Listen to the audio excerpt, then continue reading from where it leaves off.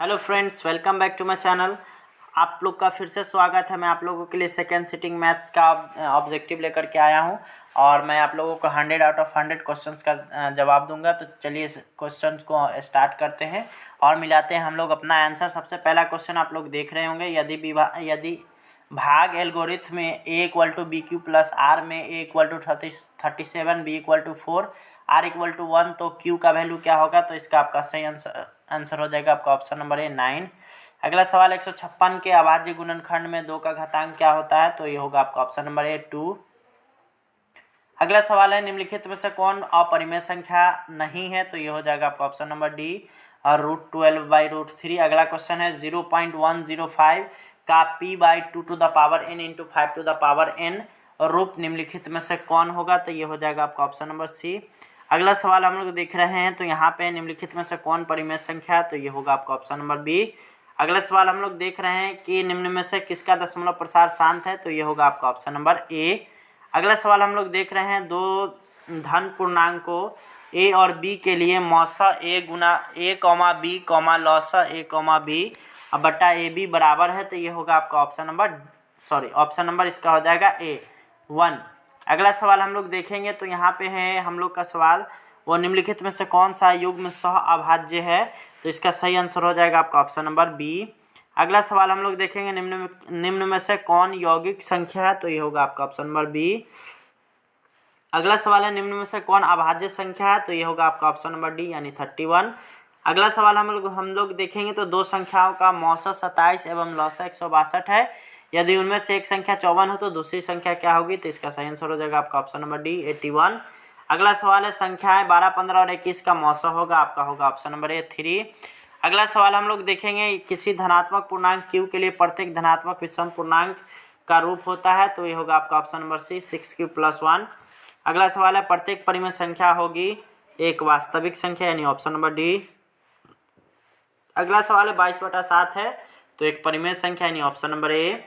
अगला सवाल है, द्विघात बहुपद के शून्यकों की संख्या कितनी होती है? तो ये होगा आपका ऑप्शन नंबर बी यानी 2। अगला सवाल है, निम्न में से कौन बहुपद नहीं है? तो ये होगा आपका ऑप्शन नंबर सी 1/x - 1।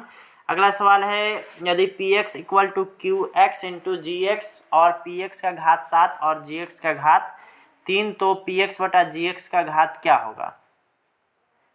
तो इसका आपका सही आंसर हो जाएगा, आप अगर इसका देखिएगा तो इसका आएगा आपका 4। अगला सवाल हम लोग देखेंगे, तो यदि बहुपद px का एक शून्यक -2 है तो निम्नलिखित में से कौन px का एक गुणनफल होगा? तो ये होगा आपका गुणनखंड होगा, तो ये होगा आपका ऑप्शन नंबर बी x + 2। अगला सवाल है, यदि बहुपद x² - 4x + 1 के शून्यक अल्फा बीटा हो तो अल्फा इंटू बीटा का मान क्या होगा? तो ये आपका हो जाएगा 1 यानी ऑप्शन नंबर बी। अगला सवाल हम लोग देखेंगे, तो यहाँ पे यदि बहुपद 6x³ - 11x² - 3x + 2 के शून्यक अल्फा बीटा गामा हो तो alpha into beta plus beta into gamma plus gamma into alpha का मान होगा। तो ये आपका सही आंसर हो जाएगा 21 का, वो होगा आपका ऑप्शन नंबर सी -1/2। अगला सवाल हम लोग देखेंगे, तो यहाँ पे है, यदि बहुपद x² - 3 इंटू x + 1 - 5 के शून्यक अल्फा बीटा हो तो अल्फा + 1 और बीटा + 1 का मान होगा। तो ये आपका सही आंसर हो जाएगा आपका ऑप्शन नंबर सी -4। अगला सवाल हम लोग देखेंगे, यदि बहुपद x² + px - q के शून्यक एक दूसरे के व्यस्त कम हो तो q का वैल्यू क्या होगा? तो 23 का आप लोग आंसर हमारे कमेंट बॉक्स में जरूर लिखें। अगला सवाल हम लोग देखेंगे कि निम्नलिखित में से कौन एक द्विघात बहुपद है जिसका शून्यक -2 और 6 है? इसका सही आंसर हो जाएगा आपका option number A x² - 4x - 12। अगला सवाल हम लोग देखेंगे, रैखिक समीकरण युग्म 2x - 3y + 2 = 0, 6x - 9y + 5 = 0 के कितने हल होंगे? तो यहाँ 25 का आपका सही आंसर हो जाएगा, आपका वो होगा आपका ऑप्शन नंबर बी कोई हल नहीं।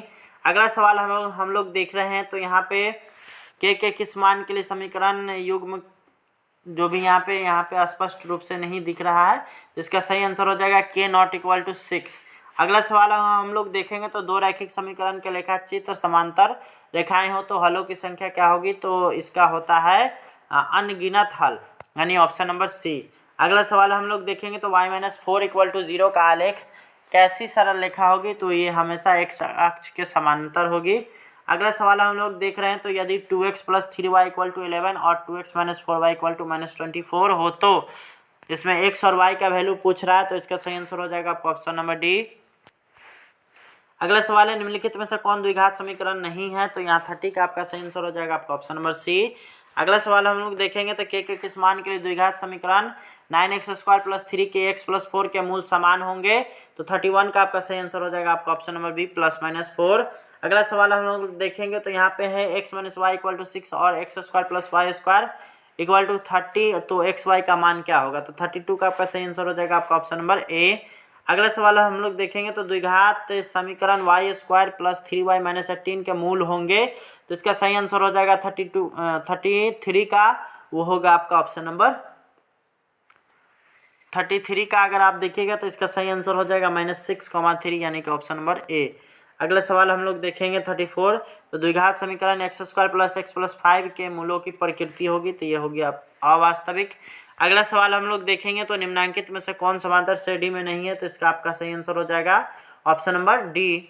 अगला सवाल हम लोग देखेंगे तो यहाँ पे है यदि किसी समांतर श्रेणी का nवां पद 5 - 3n हो तो इसका सर्वांतर क्या होगा, तो इसका सही आंसर हो जाएगा आपका ऑप्शन नंबर बी -3।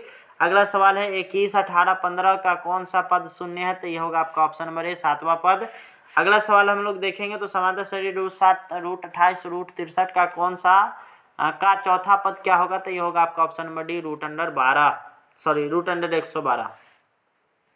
अगला सवाल हम लोग देखेंगे तो यहाँ 2/3, a, 2 किसी समांतर श्रेणी के 3 क्रमागत पद हो तो ए का मान क्या होगा, तो 39 का आपका सही आंसर हो जाएगा आपका ऑप्शन नंबर बी 4/3।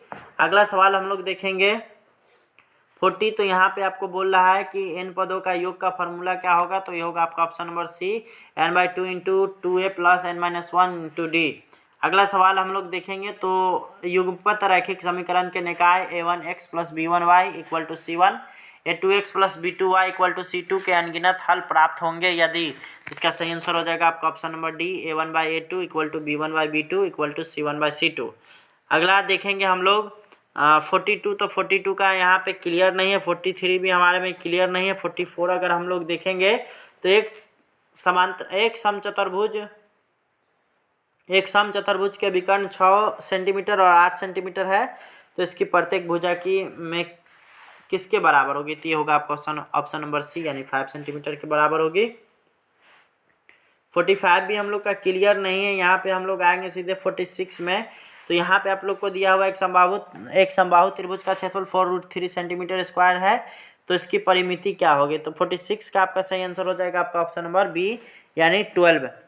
अगला हम लोग देखेंगे यहाँ पे 47, तो यहाँ पे है आप लोग का 12 सेंटीमीटर त्रिज्या के अर्धवृत्त का क्षेत्रफल क्या होगा, तो इसका सही आंसर हो जाएगा आपका ऑप्शन नंबर बी। अगला सवाल हम लोग देखेंगे तो यहाँ पे है एक वृत्ताकार वलय के बाहरी और भीतरी त्रिज्या r और r है कैपिटल R एवं स्मॉल r, तो वलय का क्षेत्रफल क्या होगा, तो πr² - r² यानी ऑप्शन नंबर सी। अगला सवाल हम लोग देखेंगे तो किसी वृत्त के केंद्र से 8 सेंटीमीटर लंबी जीवा की दूरी 3 सेंटीमीटर, तो वृत्त का व्यास क्या होगा, तो यहाँ पे आपका हो जाएगा 8 सेंटीमीटर यानी कि आपका ऑप्शन नंबर डी। अगला सवाल हम लोग देखेंगे तो दो वृत्तों के क्षेत्रफल का अनुपात 9:4 है, तो उनके परिधियों का अनुपात क्या होगा, तो ये होगा आपका 3:2 यानी ऑप्शन नंबर ए। अगला सवाल हम लोग देखेंगे तो 1000 चक्कर लगाने में एक पहिया 88 किलोमीटर तय करता है, तो पहिए का व्यास क्या होगा, तो होगा आपका ऑप्शन नंबर ए या 14 सेंटीमीटर। अगला सवाल है cos 90 - थीटा = sin थीटा होता है, यानी इसका ऑप्शन नंबर बी हो जाएगा। अगला सवाल है थीटा = 45 डिग्री, तो cos² थीटा - sin² थीटा का वैल्यू क्या होगा, तो ये होगा आपका 0 यानी कि ऑप्शन नंबर सी। अगला सवाल है निम्नलिखित में से किसका मान √2 के बराबर है, तो ये होगा आपका option number D cosec 45 degree.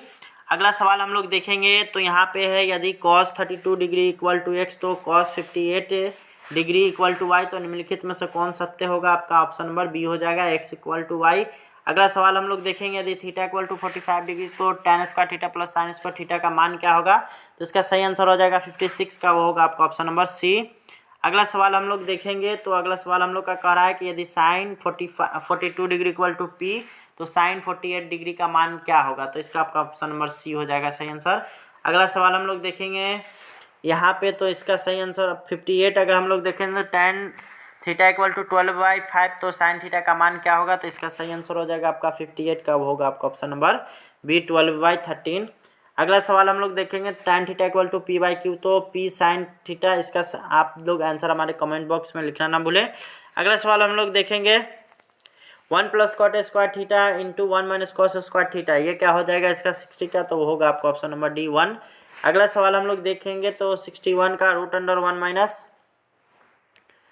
Minus cos theta by 1 plus cos theta, इसका सही आंसर हो जाएगा आपका ऑप्शन नंबर सी। अगला सवाल एक ऊर्ध्वाधर दीवार की लंबाई इसके छाया का अनुपात एक अनुपात रूट 3 है, तो सूर्य का उन्नयन कोण क्या होगा, तो इसका आपका हो जाएगा आपका ऑप्शन नंबर ए।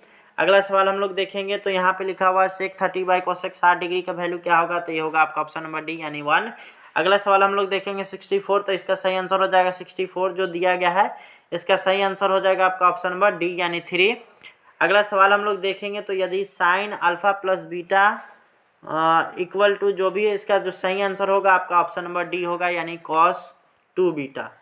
अगला सवाल देखेंगे तो यहाँ पे है -2,5 का भुज है, तो ये होगा आपका ऑप्शन नंबर ए यानी कि -2।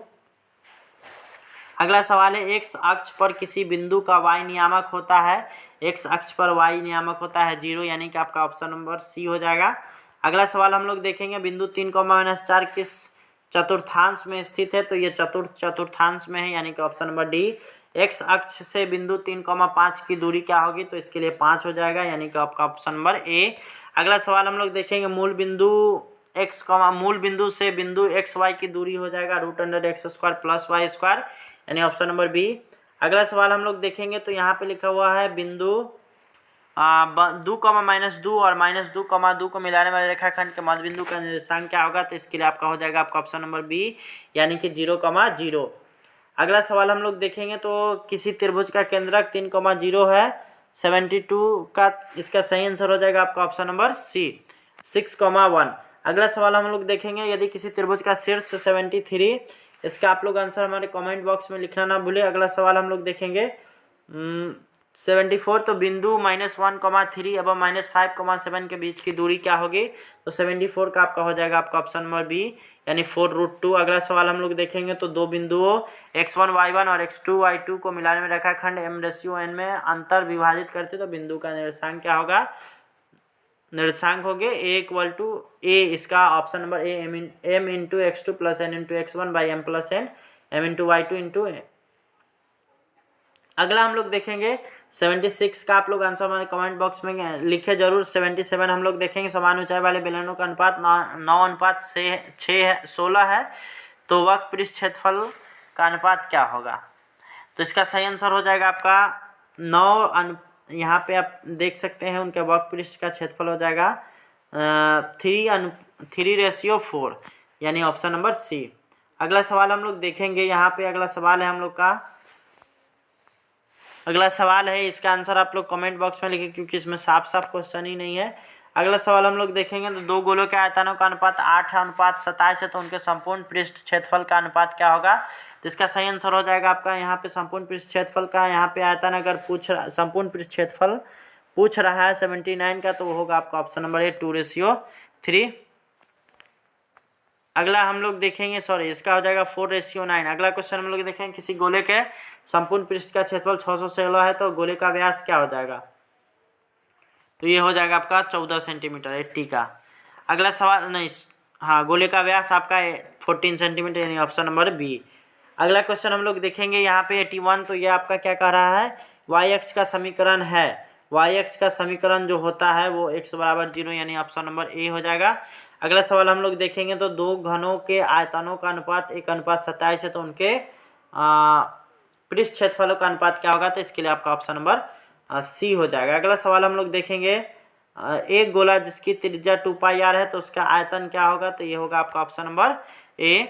अगला सवाल हम लोग देखेंगे 6, 8, 9 x एवं 13 का माध्य 10 है, तो x का मान क्या होगा, ऑप्शन नंबर सी इसका हो जाएगा सही आंसर यानी 10।